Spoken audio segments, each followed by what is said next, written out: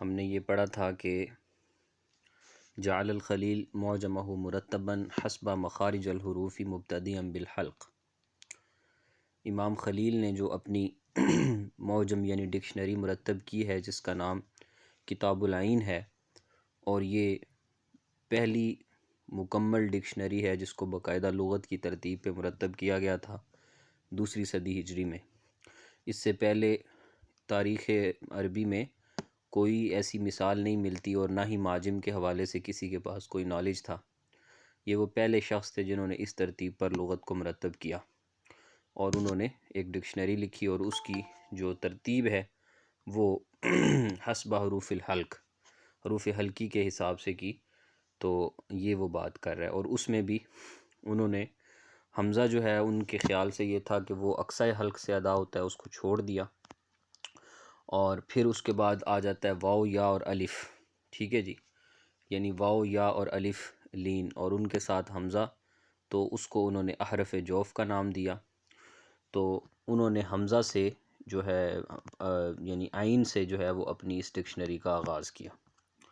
اس کے بعد دیکھیے گا کہ قد ختم سیبویہ کتابہ النحوی الکتاب بباب الادغام، امام سیبویہ کی جو الکتاب ہے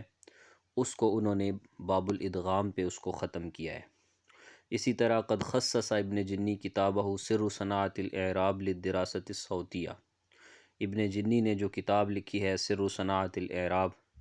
اس میں انہوں نے صوتیات کے اوپر مفصل بحث کی ہے، باقاعدہ اس پر گفتگو کی ہے۔ اس کے بعد ہے کہ ان البلاغیین قد تحدثوا عن الاصوات عند حدیثہم عن فصاحت الکلمہ، کہ بلاغت والے جب آوازوں سے گفتگو کرتے ہیں، آوازوں سے متعلق ریسرچ کرتے ہیں، تو اس وقت ان کا مقصود کیا ہوتا ہے؟ عند حدیثہم، اس گفتگو سے اس وقت ان کی مراد فصاحت کلمہ ہوتی ہے۔ 20 میں ہے جی کہ قد زاد الجاحظ فی کتابہ البیان والتبیین من العنایۃ فی الدراست الصوتیہ، کہ جو امام جاحظ ہیں انہوں نے جو اپنی کتاب لکھی تھی البیان والتبیین، اس میں انہوں نے صوتی دراسات کو بھی شامل کیا ہے۔ 21 میں ہے کہ ان الفلاسفہ قد تحدث بعضهم عن علم الاصوات کابن سینا فی کتابہ اسباب حدوث الحروف، فلاسفہ میں سے بھی بہت سے ایسے امام گزرے ہیں جنہوں نے علم الاصوات پر گفتگو کی ہے، جیسے کہ ابن سینا جو ہیں ان کی کتاب ہے اسباب حدوث الحروف، اس میں انہوں نے اس پر بات کی ہے۔ یہاں تک تو مطلقاً تجوید کی کچھ کتب اور ان کا تعارف تھا۔ اب یہاں سے مستقل طور پر جو ہے وہ شروع کر رہا ہے اس کو، یعنی مخارج کے لحاظ سے جو تقسیمات ہیں ان کو شروع کر رہا ہے۔ 22 نمبر میں وہ کہتا ہے کہ قسم العرب الحروف العربیہ الی اقسام، عرب جو ہیں وہ عربی حروف کو مختلف اقسام میں تقسیم کرتے ہیں، اور ان اقسام میں ایک حروف صحیحہ ہیں، اور دوسرے حروف جن کو شامل کیا جاتا ہے ان کو حروف معتلہ کہتے ہیں۔ یعنی حروف معتلہ وہ حروف جن میں واو الف اور یا وغیرہ آتے ہیں ان کو حروف معتل کہتے ہیں۔ پھر آگے حروف معتل کی 2 قسمیں ہیں، ٹھیک ہے جی۔ 23 میں اس نے حروف معتل کے بارے میں بتایا ہے اس کی اقسام کے متعلق کہ الف واو اور یا جب یہ اذا سکنت، جب یہ ساکن ہوں، اور وجانستھا حرکت ما قبلہا، اور ان سے جو پہلا حرف ہے، پہلے حرف کی جو حرکت ہے وہ ان کے موافق ہو تو ان کو حروف مدہ کہتے ہیں۔ وجانستھا، اور مجانس ہو حرکت ما قبلہا، وہ حرکت جو اس سے پہلے آ رہی ہے تو ان کو حروف مدہ کہتے ہیں۔ یعنی حروف مدہ وہ حروف ہیں، یعنی واو الف یا، کہ جب اس سے پہلے ان کے موافق حرکت ہو، یعنی واو ہے تو ضمہ ہو، اور اگر الف ہے تو فتح ہو، اور اگر یا ہے تو کسرہ ہو، تو اس کو حروف مد کہتے ہیں۔ آگے ہے جی کہ قسم العرب الحروف المعتلہ الی اقسام، اسی طرح عربوں نے حروف معتلہ کو 2 قسموں میں تقسیم کیا ہے، ایک کو حروف مدہ کہتے ہیں اور دوسرے کو حروف لین کہتے ہیں۔ الحروف المدیہ، الحروف اللینہ۔ اچھا جی، حروف مدہ کی تفصیل تو آپ پڑھ چکے ہیں کہ وہ واو الف اور یا کے جس کے ما قبل اس کے موافق حرکت آ رہی ہو تو اس کو حروف مدہ کہتے ہیں، اور حروف لین کے بارے میں وہ 25 میں بتلا رہا ہے کہ حروف لین سے مراد حروف لین سے مراد وہ الواو والیاء، وہ واو اور وہ یا کہ اذ سکنت، کہ جب وہ خود ساکن ہوں،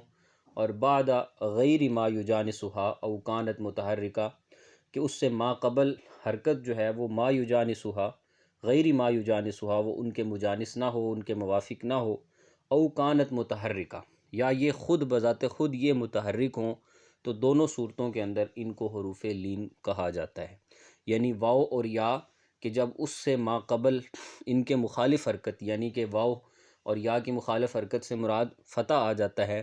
تو اس صورت میں ہم ان کو کہتے ہیں کہ یہ حروف لین کہلائیں گے۔ اچھا جی، اس کے بعد 26 میں ہے کہ تسمى الحروف الصحیحہ، حروف صحیحہ بالاصوات الصامتہ، حروف صحیحہ کو اصوات صامتہ کا نام بھی دیا جاتا ہے، یعنی حروف صحیحہ کو اصوات صامتہ کہتے ہیں۔ اور تسمى حروف المد ومعها الحرکات الثلاث،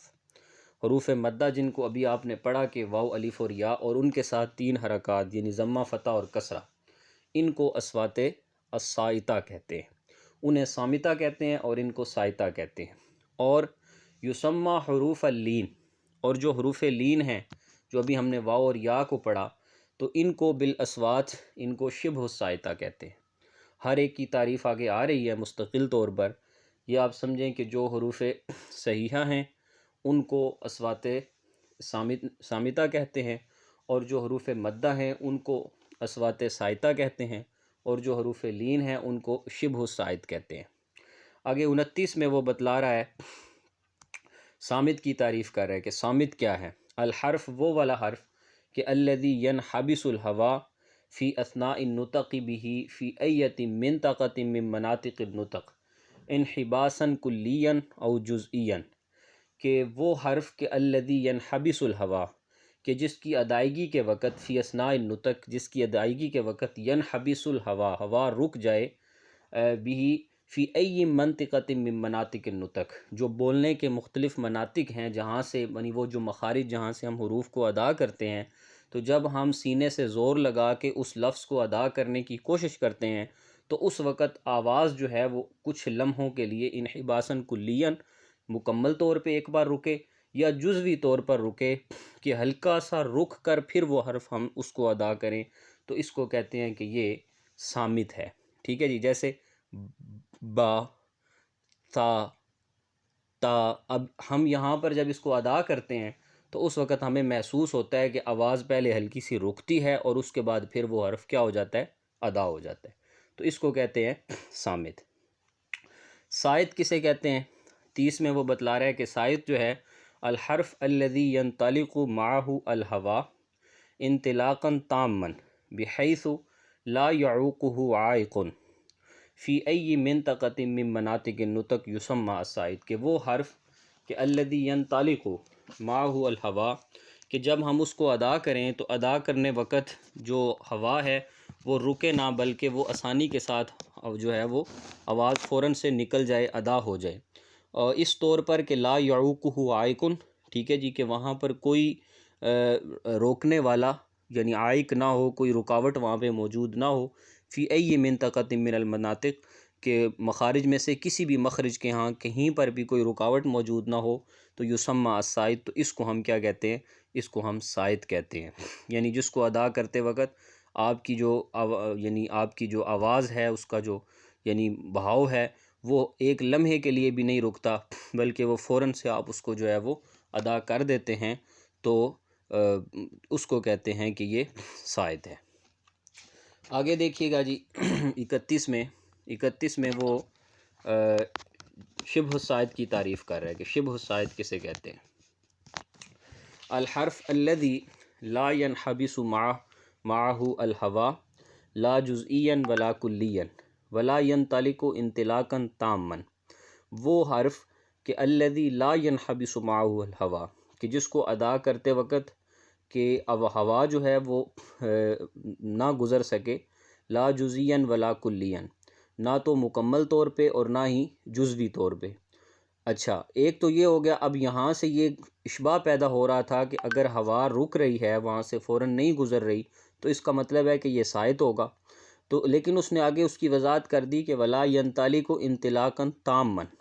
اور نہ یہ کہ بالکل آسانی کے ساتھ وہ حرف ادا ہو جائے، وہاں پر رکنا بالکل نہ پڑے۔ تو آگے وہ کہتا ہے کہ فمجراہ فیہ ضیقن، کہ اس کو ادا کرتے وقت یعنی جو اس کا مجرا ہے، جو اس کی گزرگاہ ہے جہاں سے آواز نے نکل کے جانا ہے، تو جانے وقت وہ تنگی کے ساتھ گزرے، مطلب گزر تو جائے لیکن ہلکی سی تنگی کے ساتھ گزرے، کہ لا یصل الی درجۃ الانحباس، اتنی تنگی ہو کہ وہ گزر بھی جائے اور انحباس بھی محسوس نہ ہو، ٹھیک ہے نا جی، کہ رکاوٹ بھی محسوس نہ ہو، بس ہلکی سی معمولی سی رکاوٹ ہو اور آواز وہاں سے گزر جائے، تو اس کو کہتے ہیں شبہ السائط۔ سائط میں آپ کی آواز جو ہوتی ہے وہ ایک بار رکتی ہے پھر وہ حرف ادا ہوتا ہے، اور صامت میں آواز رکتی نہیں ہے، فوراً سے پہلے آپ کا حرف ادا ہو جاتا ہے، اور شبہ سائط میں آپ کا یہ گمان آپ کو یہ ہو رہا ہوتا ہے کہ آپ کی آواز ہلکی سی ابھی رکنے لگی ہے، لیکن جیسے ہی آپ یہ کیفیت محسوس کرتے ہیں کہ آواز رکنے لگی ہے، ساتھ ہی وہ حرف ادا ہو جاتا ہے، اس کو کہتے ہیں شبہ سائط۔ اس کے بعد جی 32 میں وہ تعریف کر رہا ہے حرف کی، کہ حرف جو ہے وہ وحدتاً تجریدیتاً مرسومہ، کہ وہ اکیلا لکھا ہوا جس کی علامت بھی ہوتی ہے، مرسوم بھی ہوتا ہے، اور تشتمل صوتاً او اکثر، ایک آواز پر مشتمل ہوتا ہے یا ایک سے زائد آوازوں پہ بھی ہوتا ہے، اور وقد لا یکون صوتاً حینما لا تنطق، کہ اس وقت کہ جب اس کو بولا نہیں جاتا، جب اس کا تکلم نہ کیا جا رہا ہو، اس وقت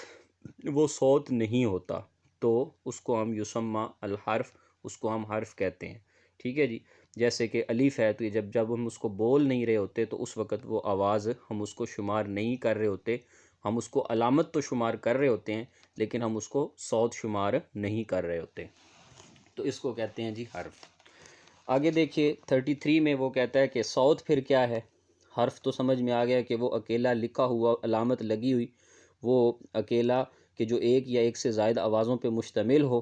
اور اگر اس کو بولا نہ جائے تو اس کی صوت بھی نہ ہو، تو اس کو حرف کہتے ہیں۔ صوت کیا ہے؟ صوت کہتے ہیں جی کہ ما ینتج عن العملیت حرکیہ ذات الاثر سمعی منطوق یسمى الصوت، کہ جو منتج ہوتی ہے ایسی، یعنی عملیت الحرکیہ، ایسی عملی حرکت پر کہ جو ذات الاثر سمعی، کہ جو آپ کے سمعی اثرات پر کوئی اثر چھوڑتی ہے جا کر، کہ جب یعنی آئے المنطوق، یعنی جب آپ اس کو بولتے ہیں تو آپ کی سمعی اثرات پر اس کا اثر پڑتا ہے، تو اس کو آواز کہتے ہیں۔ مثال کے طور پہ آپ خاموش ہیں، ابھی میں نے بولا، ایک منٹ، یہ دیکھیں، میں نے کیا آ، اب میں نے جب آ کیا تو میری یعنی زبان نے حرکت کی، ایک عملیت حرکیہ ہوئی، اور اس عملیت حرکیہ کے نتیجے میں جو منتج ہوا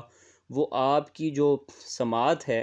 اس سماعت نے ایک اثر کو قبول کیا، اور وہ اثر ہے آ کا، جو میں نے ابھی بولا، ٹھیک ہے نا جی۔ تو یہی یعنی منطوق جب کرتے ہیں تو اس وقت جو آپ کی اثر سمعی ہے وہ جس چیز کو قبول کرتی ہے اسی کو صوت کہتے ہیں، اسی کو آواز کہتے ہیں۔ اچھا جی، اب اس کے بعد دیکھیے گا، سر منتج سے کیا مراد ہے؟ منتج مطلب کہ نتیجہ نا، انتاج ہو اس کا، کہ وہ یعنی جب میں بول کے خاموش ہو جاؤں تو اس کا نتیجہ یہ نکلے کہ آپ کی جو سماعت ہے وہ کسی خاص چیز کو محسوس کرے، تو اسے آواز کہتے ہیں۔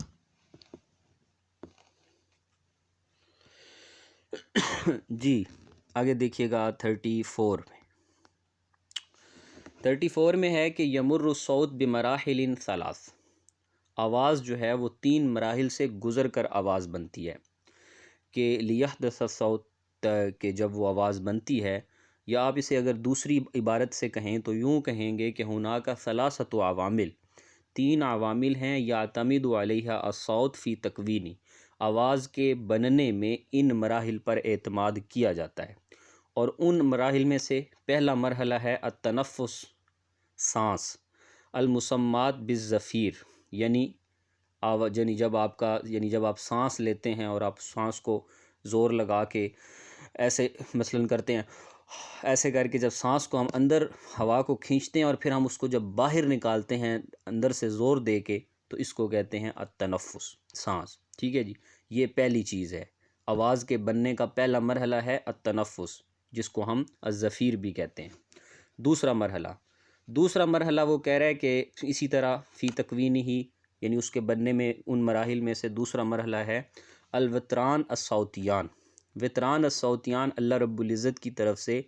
جہاں ہمارا جب گلا ہمارا خراب ہوتا ہے تو ہم کہتے ہیں اس کو ٹونسل، وہ جو ایک کوا اندر بنا ہوا ہے ایک جگہ جہاں پر ایک ہلکی سی آپ کی جو ہے وہ یعنی ایک آپ کہیں کہ ایک لوتھڑا نما جو ہے وہ اندر ہمارے حلق جہاں سے اندر جا رہا ہے، تو وہاں پر ایک لوتھڑا نما جو ہے وہ ایک ٹکڑا ہے گوشت کا جس کو ہم کوا بولتے ہیں۔ اس کوے کو مختلف طرح کی جھلیوں نے چاروں طرف سے گھیرا ہوا ہے، اس کے دائیں طرف بھی جھلی ہے، اس کے بائیں طرف بھی جھلی ہے۔ تو جو ایک جھلی ہوتی ہے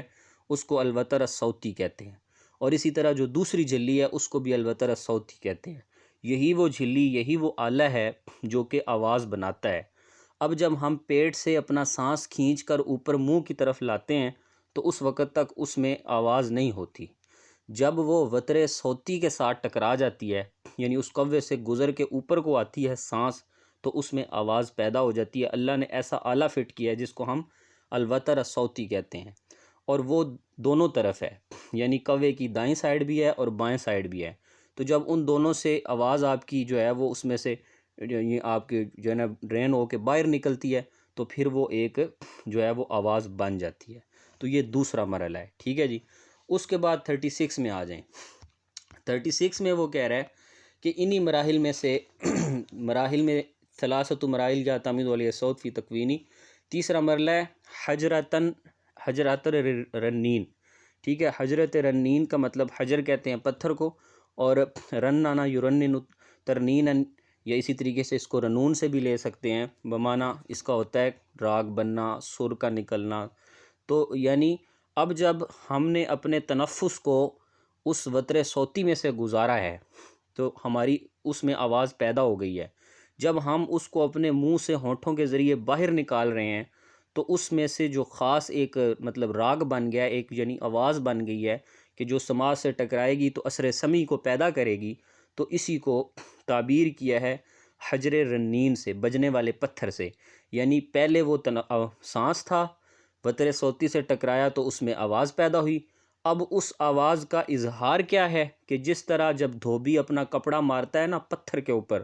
تو اس سے آواز بجتی ہے، نکلتی ہے، اسی طرح جب ہم اپنے سانس کو وتر صوتی سے گزار کے منہ سے باہر نکالیں گے نا تو اس صورت میں وہ آواز بن کر نکل آئے گی۔ تو اس کو انہوں نے تعبیر کیا ہے حجرتن رنین سے، یعنی بجنے والے پتھر سے۔ اس کے بعد دیکھیے گا جی 37 میں 37 میں وہ کہہ رہا ہے کہ لِلنُّطَقِ اعضاء، اب جو نطق ہے، جو آپ کا تکلم ہے، تو اس میں آذان تکونہ ہو، کہ اس کو مختلف اعضاء مل کر بناتے ہیں، ٹھیک ہے نا جی۔ مبتدیہ بما فوق الوترین الصوتیین مباشرتاً و منتہیتاً بالشفتین۔ اب آپ کوے سے جو ہم نے بات کہی تھی نا کہ اندر جو ہمارے کوا ہے اور اس کے دونوں طرف جو ہے وہ جھلی لگی ہوئی ہے جو کہ ایک آلہ ہے جو آواز بناتا ہے۔ اب آلے سے آواز اوپر کو آتی ہے تو اس کے اوپر آپ کا جو ہے وہ پورا جو سسٹم ہے اس کو ہم اعضاء النطق کہتے ہیں، کہ وہ ہمارے اعضاء نطقیہ ہیں، مختلف مخارج کے اعضاء ہیں، ٹھیک ہے نا جی۔ ان سے ہم آواز کو، اللہ نے ہمیں یہ ملکہ دیا ہے کہ ہم وہاں سے تو آواز آنی ہے، اس آواز کو ہم نے کس تعبیر میں ڈھالنا ہے، یہ قدرت اللہ نے ہمیں بخشی ہے۔ تو وہ یہی بات کہہ رہا ہے کہ جو آپ کی نطق کے جو اعضاء ہیں جن سے وہ آواز بنے گی، تو اس میں وترین صوتیین کے اوپر، مطلب بالکل فوراً اوپر اور بہت زیادہ اوپر اور ہونٹوں تک، یہ سارے جو ہیں جس میں ہمارے آپ کو پتہ ہے ثنایا یعنی دانت آ جاتے ہیں، مسوڑے آ جاتے ہیں، جڑیں آ جاتی ہیں، ٹھیک ہے نا جی، یہ سارے جو ہیں یہ ہمارے مختلف حروف کے نکلنے کے مخارج ہیں۔ تو آواز تو وہاں سے بن گئی، اب اس آواز کو کس انداز میں ڈھال کے نکالنا ہے، اسی کو مخرج الاصوات کہتے ہیں، کہ آوازوں کے نکلنے کے مخارج۔ آگے دیکھیے گا 38 میں 38 میں کہہ رہا ہے کہ اعضاء النطق التی یمثلها الفک العلوی باقسامہ تسمى الثابتہ، کہ اعضاء النطق یعنی نطق کے تکلم کے وہ اعضاء کہ التی یمثلها الفک العلوی باقسامہ، کہ جن کا تعلق اوپر والے جبڑے کے ساتھ ہے، یعنی اوپر والے جبڑے سے یعنی جو اعضاء ہم جن کو ادا کرتے ہیں، جن کا تعلق ان کے ساتھ ہے، کہ اوپر والے جبڑے کے ساتھ ان کا تعلق ہے، تو ان کو ہم کہتے ہیں تسمى الثابتہ، یعنی جو آپ کے ثابت ہیں، جیسے با، تا. تو اب آپ دیکھیں جب آپ اس کو ادا کرتے ہیں، با، تا، تا، جیم، تو آپ خود محسوس کریں تو آپ کو لگے گا کہ جو آپ کا اوپر والا جبڑا ہے وہ اس کا تعلق اس کے ساتھ ہے، تو اس کو ہم ثابت کہتے ہیں۔ اور اسی طریقے سے جو اعضاء النطق التی یمثلها الفک السفلی، کہ جو نیچے والے جبڑے کے ساتھ، یعنی تکلم ان کا نیچے والے جبڑے کے ساتھ لگا ہوا ہے، تو ان کو ہم المتحرکہ، ان کو ہم متحرکات کہتے ہیں۔ حرکات اکثر نیچے والے جبڑے کی حرکت سے ادا ہوتی ہیں۔ اس کے بعد 40 میں ہے جی کہ اعضاء النطق التی ینسب الیہا المخرج فی الغالب ہی الثابتہ، کہ تکلم کے وہ اعضاء عام طور پہ جن کی طرف نسبت کی جاتی ہے مخرج کی، تو وہ کون سے ہیں؟ وہ ثابتہ ہی ہیں، یعنی مخارج جو ہیں آپ کے وہ حروف میں ہیں، وہ آپ کی جو ہے نا یعنی حرکات میں عام طور پہ مخارج نہیں ہوتے، اور نہ ہی آپ کے حروف معتل کے اندر ہوتے ہیں، تو مخارج آپ کے ثابتہ میں ہوتے ہیں، سائتہ میں مخارج کا اتنا زیادہ عمل دخل نہیں ہوتا۔ تو یہی بات وہ کر رہا ہے کہ مخارج کا جو زیادہ تر تعلق ہے وہ آپ کا ثابتہ کے ساتھ ہے۔ آگے دیکھیے گا جی، آگے اب وہ مخارج کی طرف بڑھ رہا ہے، کہ پہلے اس نے آپ کو سمپل مطلب سمجھایا کہ حروف کی تعداد کتنی ہے، اور پھر حروف کی تقسیم کے بعد اس نے آپ کو جو ہے وہ صوت کی تعریف کر کے دی، آواز کی، پھر حرف کی، پھر اس کے بعد اس نے آواز بننے کی جو سٹیپ ہیں وہ اس نے بتلائے ہیں، پھر اس نے مخرج کی وضاحت کی ہے کہ اصوات کا مخرج ہے کیا، اب وہ اس مخرج کی تقسیم کرے گا، پھر ہر ایک کو وہ آگے بیان کرے گا۔ اچھا جی 41 میں دیکھیے گا، وہ کہتا ہے کہ قد قسم الحلق، جو ہمارا حلق ہے یہ بدوری ہی، اس کا جو دائرہ ہے، اس کی جو باؤنڈری لائن ہے، الی ثلاثۃ اقسام، ٹھیک ہے جی، اس میں 3 اقسام بنتی ہیں، نظراً لاختلاف مخارج اصواتی، جو مختلف آوازوں کے مخارج ہیں، یعنی ان کے جو نکلنے کی جگہ ہیں، اس کے اختلاف کے اعتبار سے ہم نے اپنے حلق کو 3 حصوں میں تقسیم کر دیا ہے، ٹھیک ہے جی۔ اب وہ کون کون سے ہیں 3 حصے؟ دیکھیے، نمبر 1 ہے جی کہ من اعضاء النطق الحلق الذي قد قسم بدور الى ثلاثة اقسام، اس میں ایک اقصی حلق ہے، ایک اوسط حلق ہے، اور ایک ادنی حلق ہے، ٹھیک ہے جی۔ تو یہ ہم نے حلق کی تقسیم کی، حلق کو ہم نے 3 حصوں میں تقسیم کیا۔ اس کے بعد ہے کہ من اعضاء النطق الذي هو مدخل التجویف الفمی، کہ تکلم کے اعضاء میں سے، ٹھیک ہے جی، وہ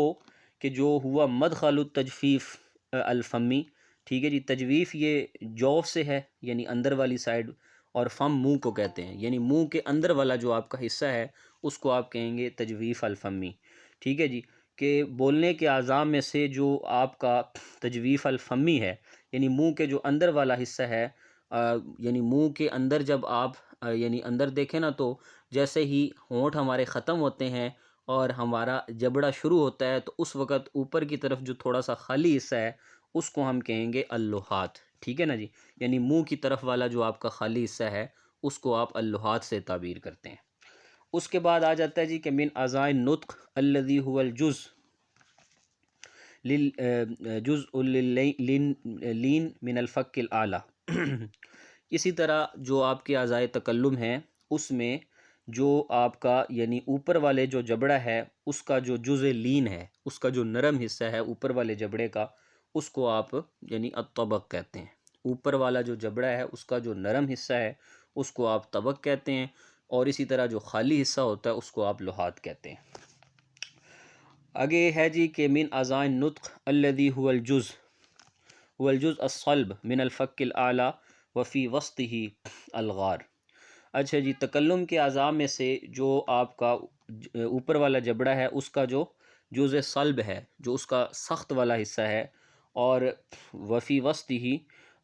اور اس کے درمیان یعنی اس جبڑے کے درمیان کے اندر الغار، غار سے مراد یہاں پر ہے کہ جو اس اوپر والے جبڑے کا سخت والا حصہ ہے اس کو انہوں نے نام دیا ہے، اس نام کو وہ کہتے ہیں کہ اس کو ہم الغار سے تعبیر کرتے ہیں، اس کو ہم کیا کہتے ہیں؟ الغار کہتے ہیں۔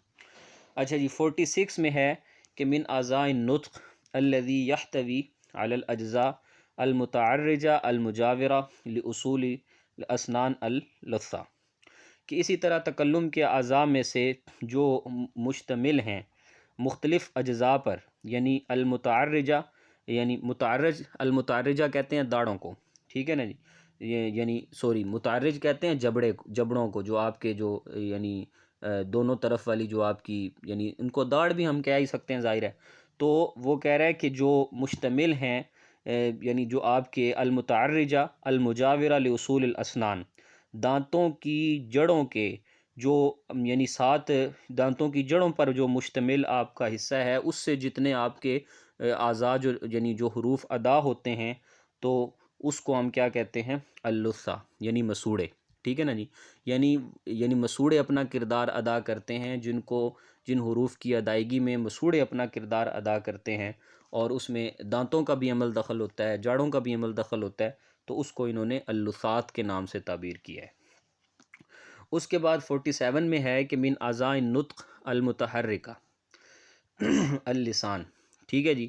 تکلم جب آپ کرتے ہیں، جب آپ بولتے ہیں، تو اس میں جو آپ کا یعنی جو آپ کی یعنی حرکت کرتا ہے، تکلم کے اعضاء میں حرکت کرنے والا جو آپ کا عضو ہے، وہ کیا ہے؟ وہ زبان ہے۔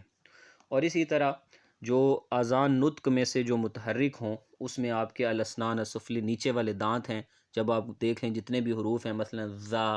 سا، جتنے بھی حروف جب آپ ادا کرتے ہیں، تو ایک آپ کی زبان لگتی ہے جا کے، اور دوسرا آپ کے نیچے والے دانت لگ رہے ہوتے ہیں، تو ان کو اسنان السفلی کہتے ہیں، کہ وہ بھی اس میں شامل ہیں۔ اسی طرح اعضاء النطق متحرکہ میں الشفۃ السفلی، نیچے والا ہونٹ بھی آپ کا شامل ہے، کئی حروف جیسے با، واو، تو اب آپ دیکھیں کہ اس میں آپ کا نیچے والا ہونٹ جو ہے وہ بھی اس میں شامل ہے۔ اس کے بعد آ جاتا ہے جی کہ اقصی نقطہ یصل الیہا انقفال التجفیف اثناء النطق بصوت من الاصوات یسمى المخرج۔ مخرج کی تعریف کی ہے، مخرج کہتے ہیں کہ اقصی نقطہ، کہ وہ یعنی انتہائی مقام، وہ انتہائی جگہ، وہ انتہائی نقطہ، کہ یصل الیہا، ٹھیک ہے جی، انقفال التجویف اثناء النطق بصوت من الاصوات، کہ آوازوں میں سے کسی آواز کے ادائیگی کے وقت، اثناء النطق بصوت من الاصوات، آوازوں میں سے کسی آواز کی ادائیگی کے وقت جو ہے نا، انقفال التجویف، ٹھیک ہے جی، آپ کی تجویف جو ہے، تجویف کا ایک معنی ہوتا ہے خالی، اور ایک تجویف کا معنی رگ ہے، تو انقفال التجویف کے یعنی جب آپ کچھ آوازیں ایسی ہیں جن کو ادا کرنے کے وقت جب آپ اسے ادائیگی کرنے لگتے ہیں، تو آپ کی رگیں وہاں کیا ہو جاتے ہیں؟ یصل الیہا انقفال التجویف، تو وہاں پر جب آپ پہنچتے ہیں تو آپ کی رگیں جو ہیں انہیں قفل لگ جاتا ہے، وہاں پر ایک بار بند ہو جاتی ہیں، تو اس کو کیا بولتے ہیں؟ اس کو مخرج بولتے ہیں، یعنی آپ جب اس حرف کو ادا کرنے لگتے ہیں تو وہاں پر جو آپ کے حروف کی اس ادائیگی کے وقت ایک بار جب آپ اس کو ادا کرتے ہیں تو وہ اس کو قفل لگ جاتا ہے، تالا لگ جاتا ہے، تو وہاں پر ایک بار آپ کی سانس رک جاتی ہے، اس کو کیا بولتے ہیں؟ مخرج بولتے ہیں۔ اسی طرح جی اقرب نقطہ یصل الیہا التقاء اعضاء النطق المتحرکہ والثابتہ یسمى المخرج، کہتے ہیں کہ وہ قریبی نقطہ، اقرب نقطہ یصل الیہا التقاء اعضاء النطق المتحرکہ الثابتہ، کہ جب آپ یعنی تکلم کے جو اعضاء متحرک ہیں اور ثابت ہیں، ٹھیک ہے جی، ان کو جو ملاتا ہے، یصل الیہا التقاء، جہاں پہ آ کے مل جاتے ہیں، وہ قریبی مقام، وہ قریبی نقطہ، کہ جہاں پر جو نطق کے جو تکلم کے اعضاء ہیں متحرک اور اسی طرح ثابت، جہاں پر آ کے مل جاتے ہیں، اس کو ہم کیا بولتے ہیں؟ اس کو ہم مخرج بولتے ہیں۔ آگے جی مخرج کے لیے کچھ نام جو ہیں وہ تجویز کیے ہیں مختلف ائمہ نے، جیسے کہ امام خلیل نے مخرج کو جو ہے وہ جو نام دیا ہے وہ ہے مدرج الحروف کا، اسی طرح ابن یعیش نے جو نام دیا ہے وہ ہے اسم المقطع کا۔ قد قال العلماء ان مخارج الاصوات العربیہ عدیدہ، اب یہاں سے آپ کے مخارج کی تفصیل شروع ہو رہی ہے کہ علماء کہتے ہیں کہ جو عربی اصوات کے جو مخارج ہیں وہ کئی ہیں، اور ان مخارج میں جو ہم پیچھے یہ چیزیں پڑھ آئے ہیں، آپ نے طبق بھی پڑھ لیا، لحاظ بھی پڑھ لیا، اور اسی طرح آپ نے حلق بھی پڑھ لیا ان تینوں کی تعریفات ہم یہ پیچھے 42 میں، 3 میں، 4 میں، 5 میں یہ سارا ہم کر کے آئے ہیں۔ تو آگے اب وہ کہہ رہا ہے کہ اسی طرح الغار ہے، اللثہ ہے، اور الشفۃ السفلیٰ ہے، کلھا صحیح، یہ سارا ٹھیک ہے کہ یہی سارے جو ہیں وہ عربی آوازوں کی ادائیگی کے مخارج ہیں۔ 56 میں آپ دانتوں کے نام بتلا رہا ہے کہ دانتوں کے کئی نام ہیں، اس میں الثنایا، اسی طرح رباعیات ہیں، ٹھیک ہے جی، سامنے والے جو دو ہیں جوڑے اس کو آپ ثنایا کہتے ہیں، چاروں کو رباعیات کہتے ہیں، اور اسی طریقے سے پھر آپ کی انیاب آ جاتے ہیں اور پھر آپ کے زواحق آ جاتے ہیں۔ آگے ہے جی قال سیبویہ، امام سیبویہ نے کہا کہ ان عدد مخارج الحروف العربیہ، جو عربی حروف کے جو مخارج ہیں ان کی تعداد کتنی ہے؟ ان کی تعداد 16 ہیں۔ اب ہے جی صفت، جو آپ صفات پڑھتے ہیں، پہلے تو ہم پڑھتے ہیں نا تجوید میں مخارج کو، تو ہم کہتے ہیں جی کہ مخرج ٹھیک ہونے چاہیے، کم از کم حروف نکلنے کا پتہ تو ہو۔ اب جب آپ حروف صحیح ادا کرنے پر قادر ہو گئے، آپ کو پہچان ہو گئی حرکات کی اور حروف کی، اسی طرح پھر حروف میں حروف مدہ کی، حروف لین کی، حروف صحیح اور معتل کی پہچان ہو گئی، اور آپ کو مخارج پتہ چل گئے کہ کس حرف کو کہاں ادا ہونا ہے، تو اب آپ کو ضروری ہے کہ آپ ان کو اس کی صفات کے ساتھ ادا کریں۔ تو اب صفات کی ابحاث یہاں سے وہ شروع کر رہا ہے، تو وہ کہتے ہیں کہ الکیفیہ التی خرج بها الصوت تسمى صفہ، ٹھیک ہے جی، صفات سے مراد وہ کیفیت ہے کہ جس کے ذریعے آپ کی جو ہے وہ آواز نکلتی ہے، یعنی آپ کی آواز پست ہو کے نکلی ہے، سختی کے ساتھ نکلی ہے، نرمی کے ساتھ نکلتی ہے، تو اسی چیز پر غور کرنا ہوتا ہے، اسی کو کیا کہتے ہیں؟ صفہ کہتے ہیں۔ اچھا جی، آگے دیکھیے گا، آگے ہے 59 میں کہ مخارج الاصوات و صفات الاصوات مبحثان منفصلان، کہ میں نے یہ بات ابھی کر دی ہے تھوڑی دیر پہلے کہ جو اصوات کے جو مخارج ہیں اور اصوات کی جو صفات ہیں، یہ دونوں آپ انہیں اکٹھا نہیں کر سکتے، یہ دونوں الگ الگ چیزیں ہیں، یعنی اصوات مخارج کی آوازوں کے مخرج اور ہیں، اور آوازوں کی صفتیں اس سے بالکل ایک الگ موضوع ہے۔ 60 میں دیکھیں، 60 میں کہہ رہا ہے کہ الصوت الذي يلتقي فيه عضوا نطق الثابت والمتحرك التقاء محكم فينحبس الهواء لفترة ثم ينفرج العضوان فيندفع الهواء مسرعا محدثا انفجارا يسمى الصوت الشديد۔ یہاں سے صفات میں سے جو آپ کی صفت شدہ ہے، جس کو آپ یعنی سختی کے ساتھ جب آپ ادا کرتے ہیں، جس کو ہم یعنی صفات میں کہتے ہیں شدہ اور رخوہ، جو دونوں آپس میں متضاد ہیں، تو اس میں سے شدت کی جو ہے وہ تعریف کر رہے ہیں۔ تو وہ کہتا ہے کہ وہ آوازیں الاصوات یا صوت، وہ آواز کہ الذی یلتقی فیہ عضوا، ٹھیک ہے جی، النطق، جس میں آپ کے جو یعنی تکلم کے جو اعضاء ہیں، جو آپ کے نطق ہیں، یعنی چاہے وہ ثابتہ ہوں یا متحرکہ ہوں، ٹھیک ہے جی، کہ جب دو عضو جو ہے نا یلتقی فیہ عضو النطق التقاء محکما، کہ جب دو عضو ملتے ہیں، مثال کے طور پہ آپ کسی حرف کو ادا کرنے لگے ہیں اور وہ شفتین سے ادا ہو رہے ہیں، تو آپ کے وہ دو عضو جو ہے وہ ملتے ہیں، مثلا آپ کی زبان جو ہے وہ تالو کے ساتھ لگتی ہے، تو کوئی حرف نے ادا ہونا ہے، تو اب ایک تالو ہو گیا اور ایک آپ کا جو ہے وہ زبان ہو گئی، تو جب دو عضو ملتے ہیں، ٹھیک ہے جی، التقاء محکما، پوری طرح مل جائیں،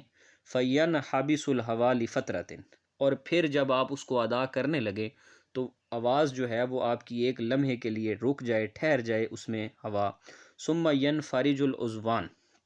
ٹھیک ہے جی، اور پھر اس کے بعد جب آواز آپ کی ٹھہر جائے تو پھر ثم ینفرج، پھر جب وہ دونوں جز الگ ہوں، یعنی جب وہ ملیں تو آواز تھوڑی دیر کے لیے ٹھہرے، اور جب وہ الگ ہونے لگیں تو فیندفع الہوا، تو پھر آپ کی جو ہوا ہے، جو آواز ہے، وہ آپ کے منہ سے مسرعاً محدثاً انفجاراً، جلدی سے گزر جائے، ایسے جیسے پھٹنا ہوتا ہے نا، ایسے وہ بالکل جو ہے وہ ادا ہو جائے، تو اس کو یسمى الصوت الشدید، اس کو صوت الشدید سے تعبیر کیا جاتا ہے۔ جیسے آپ کسی بھی حرف پر جب جو ہے وہ شد کر کے پڑھتے ہیں قد، یا اسی طریقے سے مثلا قلقلہ کر کے پڑھتے ہیں، ٹھیک ہے نا جی، تو اب وہاں آپ دیکھیں کہ وہاں پر آپ کے دو عضو جو ہے وہ منہ میں ملتے ہیں، اور ملنے کے وقت آواز تھوڑی دیر کے لیے رکتی ہے، اور جیسے ہی آپ ان اعضاء کو جدا کرنے لگتے ہیں تو فوراً سے آواز آپ کی ایسے جیسے پھٹ کے نکل کے باہر چلی جاتی ہے اور وہ حرف پھر وہیں پہ جا کے ادا ہوتا ہے، اس کو کہتے ہیں الصوت الشدید۔ اس کے بعد 61 میں ہے جی کہ الصوت الذی یلتقی فی عضو النطق الثابت والمتحرک یسمى الصوت الرخوہ، ٹھیک ہے جی۔ اب یہاں سے رخوہ کی تعریف کر رہے ہیں، یعنی نرمی والی جو آواز ہے وہ، کہ وہ آواز الصوت الذی یلتقی فی عضو النطق الثابت والمتحرک، کہ جس کے نکلنے کے وقت آپ کی جو ہے وہ یعنی اعضائے نطق ثابت بھی اور متحرک بھی وہ دونوں اکٹھے ہوں اور آپ کی آواز وہاں پہ آسانی کے ساتھ نکل جائے، اس کو آپ صوت الرخوہ کہتے ہیں۔ اور صوت متوسط کون سی ہے؟ کہ وہ آواز الصوت الذی یضیق معہ مجرى الہوا ضیقا، کہ جس کو آپ جب ادا کرنے لگتے ہیں وہ آواز کے الذی جس میں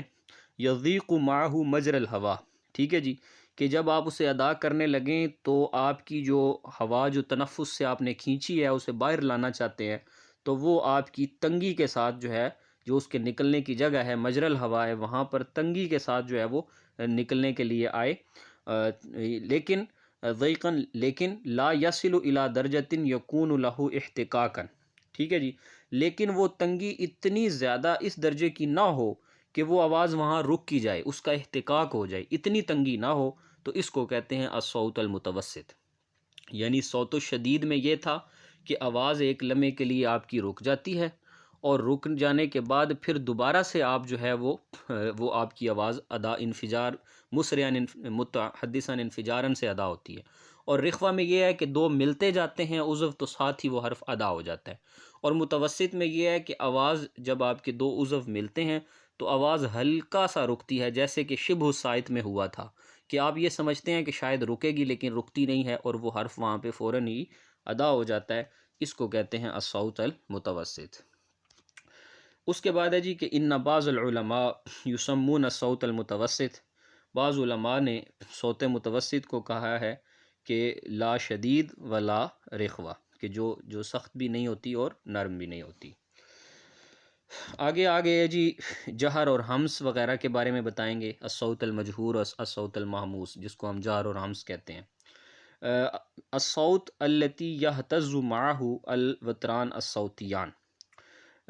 وہ آواز کہ جس میں جب آپ اسے ادا کرتے ہیں تنفس سے، جب آپ اسے سیکنڈ پورشن میں لے کے آتے ہیں نا، جس کو ہم نے کہا تھا کہ وہ کوے کے ساتھ جو دونوں طرف لگی ہوئی آلہ ہے، جھلی ہے، تو جب آپ اپنے تنفس کو اس جھلی میں لے کے آتے ہیں تو وہاں پر یہتز معہ الوتران الصوتیان، تو جو آپ کے وتران الصوتیان ہیں جنہوں نے اس آواز میں جو ہے وہ پیدا کرنا ہے، تو وہ حرکت میں آتے ہیں، یہتزو، تو وہ اس کے ساتھ حرکت کرتے ہیں، تو اس کو ہم صوت مجہور کہتے ہیں، ٹھیک ہے جی۔ اور الصوت التی لا یہتزو، جس میں وہ حرکت نہیں کرتے، بس اس میں سے آپ کا تنفس جو ہے وہ اس جھلی میں سے گزر کے ڈائریکٹ باہر آ جاتا ہے، تو اس کو آپ صوت محموس کہتے ہیں، ٹھیک ہے جی، پست آواز، اور مجہور میں آپ کی اونچی آواز ہوتی ہے۔ اچھا جی، اب مجہور کی علامت کیا ہے؟ علامت المجہور، جہر کی علامت عند سیبویہ، امام سیبویہ کے یہ بہت اہم ہے، 66 اور 67 اسے آپ بے شک ہائی لائٹ کر لیں، یہ پیپر میں آ سکتا ہے کہ علامت المجہور عند سیبویہ، امام سیبویہ کے ہاں جو جہر کی علامت ہے وہ منع النفس ہے، ٹھیک ہے جی، یعنی منع التنفس ہے، آپ نے یعنی سانس کو روکنا ہے وہاں پہ۔ اور اسی طریقے سے جو علامت الشدید ہے عند سیبویہ، اس میں منع الصوت ہے، ٹھیک ہے جی، کہ اس میں آپ نے اس میں سانس نہیں نکلتا، اور اس کے اندر جو ہے وہ آواز نہیں نکلنی چاہیے۔ جو شدید کی علامت ہے کہ آپ آواز کو روکیں، اور آواز کو روک کے اور پھر اس کو ادا کریں، اور جو علامت ہے جہر کی، اس کے اندر آپ منع التنفس ہے کہ آپ نے اپنے سانس کو روکنا ہے، اور پھر جب آپ اس کو ادا کریں گے تو وہ اونچی ادا ہوگی، پریشر کے ساتھ ادا ہوگی۔ اس کے بعد آ جاتا ہے جی عدد اصوات المجہور، جو یعنی اصوات مجہورہ ہیں وہ کتنی ہیں؟ وہ 15 ہیں، اور وہ کون کون سی ہیں؟ یہ ان کا مجموعہ دیا ہوا ہے، ویرملن، بزغ، عدجض، اور اسی طریقے سے ذاتا، تو یہ جو ہیں ان کا مجموعہ یہاں پہ اس انداز سے دیا ہوا ہے، یہ مجہورہ ہیں سارے، اونچے پڑھے جانے والے۔ اسی طرح جی کہ لثلاثت اصوات من بین اصوات الاطباق اخوات مرققۃ ومنہا صادسا صاد سین، ضا ذا اور طا دا۔ تین آوازیں ایسی ہیں جی، لثلاثت اصوات، تین آوازیں ہیں، اور وہ تین آوازیں ایسی ہیں کہ جو ایک منٹ، تین آوازیں ایسی ہیں کہ جو من بین اصوات الاطباق اخواتم مرققتن، ٹھیک ہے جی، کہ یعنی جب آپ ان کو آواز نکالتے ہیں اور آپ اس میں اطباق کرتے ہیں، یعنی اپنی زبان کو اٹھا کے تالو کے ساتھ لگاتے ہیں، تو اس اطباق کرنے وقت وہ اطباق کی شبیہ ہیں، یعنی اس کی اخوات ہیں، لیکن مرققتن، اس سے وہ ان کی آوازیں باریک ہیں، ہے وہ اطباق لیکن اس میں تھوڑی سی باریکی ہے، اس میں رقیق پن ہے، ٹھیک ہے جی۔ تو وہ تین آوازیں کون سی ہیں؟ تو وہ صاد سین، دیکھیں صاد سین، وا ذا، قا دا، تو یہ آوازیں جو ہیں اس میں آپ کی آواز نکالتے وقت زبان تالو سے تو جا کے لگتی ہے، لیکن یہ ذرا باریکی کے ساتھ ادا ہوتی ہیں، ان کو ہم اطباق کی اخوات کہہ سکتے ہیں، ٹھیک ہے جی۔ تو یہ وہ تین جو ہیں یہ والی آوازیں ہیں۔ اس کے بعد ہے جی کہ نطق الاصوات الشدیدہ المجہورہ فی حال السکون بما یشبہ النبر یسمى القلقلہ۔ قلقلہ کی تعریف کی ہے۔ قلقلہ کہتے ہیں کہ نطق الاصوات الشدیدہ المجہورہ، یعنی شدید، یعنی جو ہم نے اوپر صوت الشدید پڑھی ہے، اسی طرح مجہور جہر پڑھی ہے اونچی، یعنی اونچی بھی ہو آواز، سخت بھی ہو، مجہور بھی ہو، مشدد بھی ہو، اس کو ادا کرنا فی حال السکون، سکون کی حالت میں جا کر اس حرف پر کہ بما یشبہ النبرہ، جہاں پر آپ کی تشدید کی علامت بھی لگی ہوئی ہو، تو اس کو آپ کہتے ہیں قلقلہ، ٹھیک ہے جی۔ اور یہ نبرہ کوئی ضروری نہیں ہے، کبھی آپ کا نبر ہوتا ہے اور کبھی وہاں پر نبر نہیں ہوتا، لیکن بہرکیف آپ نے آواز مشدد اور یعنی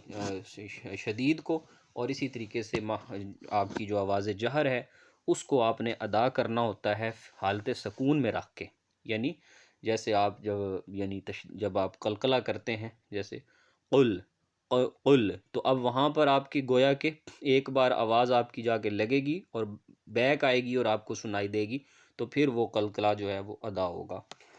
اس کے بعد ہے جی 72 میں قلقلہ کے اصوات ہیں، اس کی اصوات القلقلہ جو ہے وہ کتنے ہیں؟ وہ 5 ہیں، اور ان کا مجموعہ ہے قطب جد۔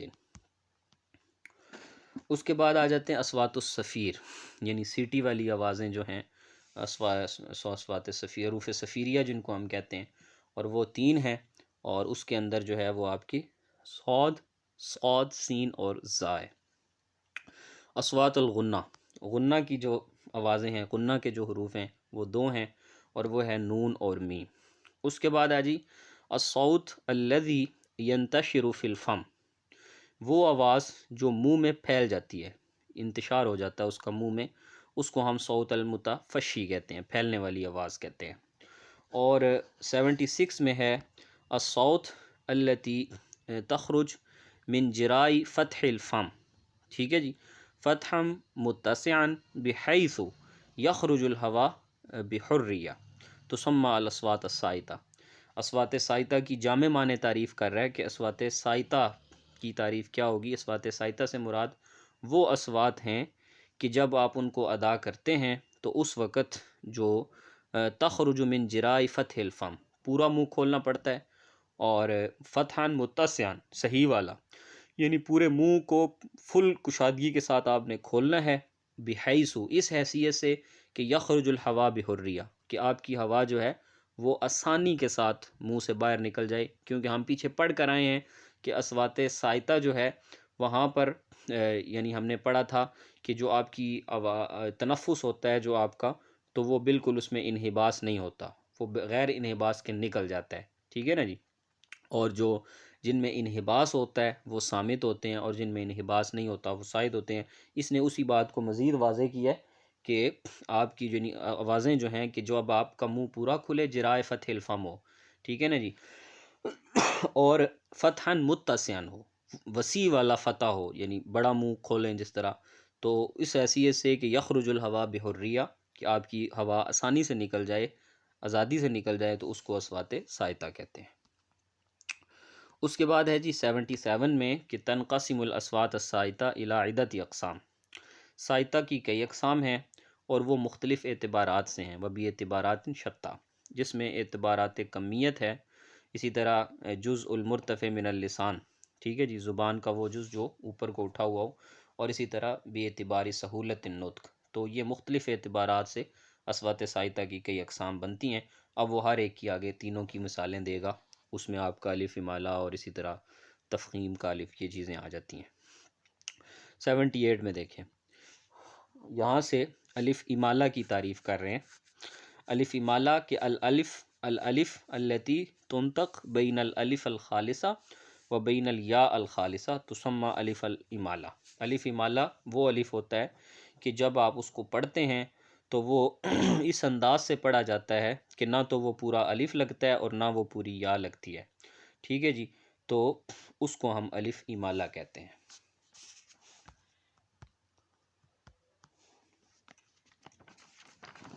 اس کے بعد آ جاتا ہے جی الف تفخیم کا،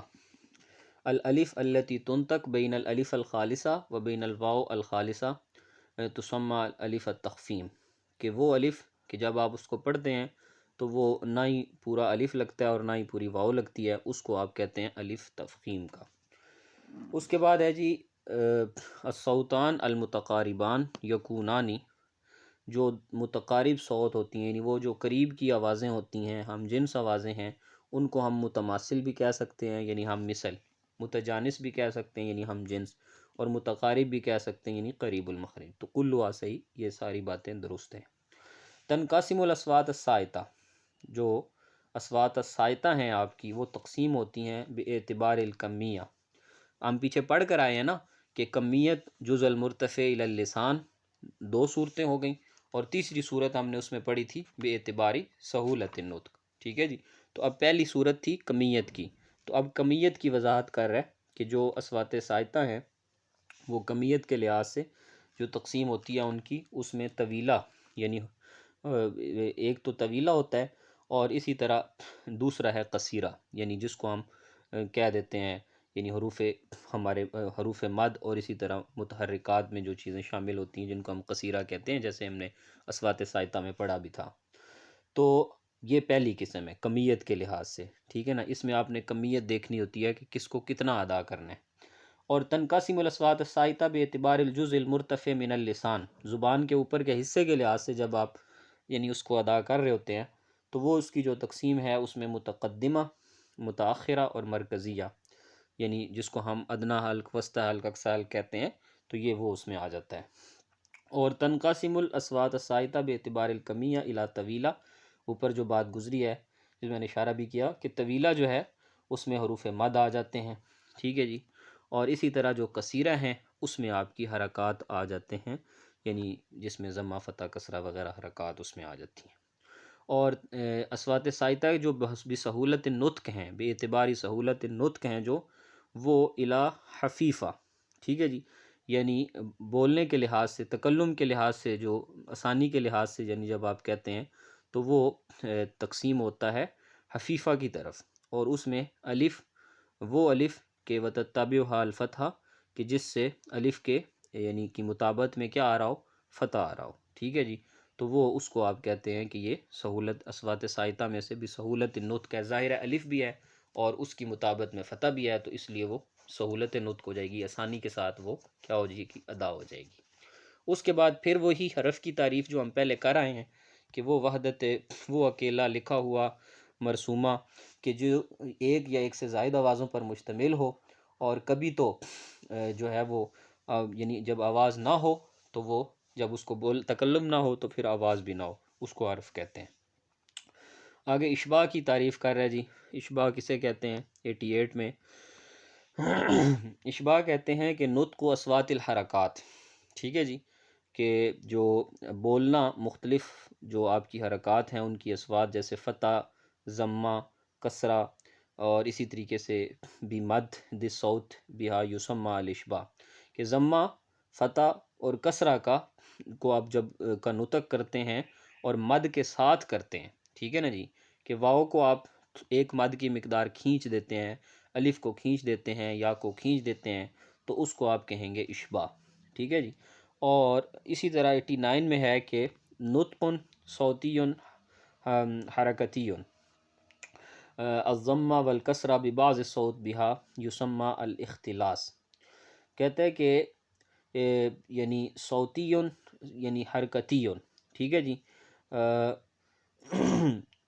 کہ آپ جو ہے وہ نطق کرتے ہیں، بولتے ہیں صوتی، یہاں پر نا یہ صوتین حرکتین ہے اصل میں، تو اضافت کی وجہ سے نون گرے ہوئے ہیں، یعنی دو حرکتوں کی آواز میں، زیر اور پیش میں، ٹھیک ہے جی، ببعض الصوت، ٹھیک ہے جی، اس کو آپ ادا کرتے نہیں کہ آپ دو حرکتوں میں یعنی ضمہ میں اور کسرہ کے اندر اسے ادا تو کرتے ہیں، لیکن آپ اس کو آدھی آواز کے ساتھ ادا کرتے ہیں، ببعض الصوت ادا کرتے ہیں، پوری آواز سے ادا نہیں کرتے۔ اشباع میں ہم نے پڑھا تھا کہ ہم اسے کھینچ دیتے ہیں، یعنی جتنا ہے اس سے بھی زیادہ ادا کرتے ہیں تو وہ اشباع ہو جاتا ہے، اور جتنا ہے اگر ہم اس کو کم ادا کرتے ہیں تو وہ کیا ہو جاتا ہے؟ اختلاس ہو جاتا ہے۔ الاختلاس کا معنی جو ہے وہ، اس کا معنی ہی یہ ہے کہ وہ چھین لینا کسی چیز کا، تو مطلب کہ ہم ان سی اصلی جو حرکت ہے اس کو چھین لیتے ہیں، تو ہم اس کی آدھی حرکت کر دیتے ہیں، تو اس لیے اس کو اختلاس کہتے ہیں۔ حروف لین کی قسم ہے نا تقریباً۔ اس کے بعد ہے جی الوقف علی آخر الالفاظ المنتہیہ بصورت الضمہ اعرابا او بناء و بصوت الکسرہ غیر التی لالتقاء الساکنین یسمى الاشمام۔ یہاں سے اشمام کی تعریف کر رہا ہے کہ اشمام کہتے ہیں کہ الوقف علی آخر الالفاظ، یعنی آخری لفظ کے اوپر آپ نے وقف کرنا ہے، اور وہ وقف کس طرح کا ہو؟ بصورت الضمہ اعرابا، اس طرح کا وقف ہو کہ ضمہ کی صورت میں ہو، اعرابا او بناء، ٹھیک ہے جی، یعنی اب وقفہ یعنی ضمہ کی صورت کا ایسا وقف کریں کہ چاہے وہ مورب ہو یا مبنی ہو، اور اسی طریقے سے وبصوت الکسرہ، کہ جب آپ اس میں یعنی کسرہ کی صورت میں کریں، غیر التی التقاء الساکنین، کہ اس میں ضمہ اور کسرہ کی جو آواز ہے اس میں التقاء ساکنین نہ ہو، ٹھیک ہے جی، تو اس کو اشمام کہتے ہیں۔ یعنی ہونٹوں سے اشمام جو ہے نا، اس کا مطلب یہ ہے کہ ہونٹوں سے آپ ایک اشارہ تو کرتے ہیں، ٹھیک ہے جی، آگے اس نے پراپر تعریف دی ہے 91 میں کہ اشمام فإنہ للعین دون الأذن۔ ابن جنی نے بڑی زبردست بات کہی کہ وہ کہتا ہے کہ اشمام کا جو تعلق ہوتا ہے نا، الاشمام فإنہ للعین، کہ اس کا تعلق جو ہے وہ آنکھوں کے ساتھ ہے، کانوں کے ساتھ نہیں ہے، کہ جب کوئی بندہ اشمام کر رہا ہوتا ہے، کسی حرف میں وہ اشمام کرتا ہے، تو آپ اسے دیکھتے ہو تو آپ کو پتہ چل جاتا ہے اس کے ہونٹوں کی حرکت سے کہ اس نے اشمام کیا ہے، لیکن اگر آپ آنکھیں بند رکھو اور کانوں سے سننے کی کوشش کرو تو آپ نہیں پہچان سکتے کہ اس نے اشمام کیا ہے یا نہیں کیا،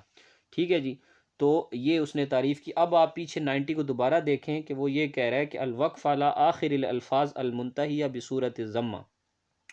کہ وقف کرنا اس آخری لفظ پر کہ جو ضمہ پہ ختم ہو رہا ہو، مورب ہو یا مبنی، یا کسرہ پہ ختم ہو رہا ہو، مورب ہو یا مبنی، غیر التی لالتقاء الساکنین، ٹھیک ہے جی، اور اس میں آپ التقاء ساکنین وہاں پر نہ ہو رہا ہو تو اس کو ہم کیا کہتے ہیں؟ اشمام کہتے ہیں۔ تو آپ بس اشارہ کرتے ہیں ہونٹوں سے ہلکا سا، اور وہاں پر آپ باقاعدہ طور پہ رکتے نہیں ہیں، تو اس کو ہم کیا کہتے ہیں؟ اشمام کہتے ہیں۔